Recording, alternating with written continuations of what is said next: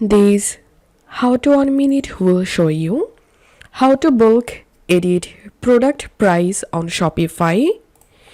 Log into your Shopify admin dashboard and click on products. Now select multiple products you want to bulk edit price. Once you select it, click on bulk edit.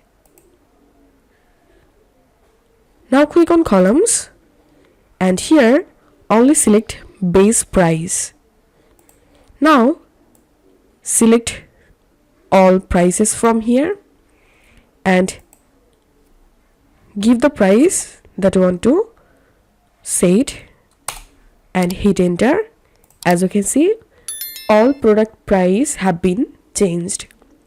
Now click on save, and that's how you can do it. If you find this video helpful, don't forget to subscribe how to 1 minute. See you in the next video.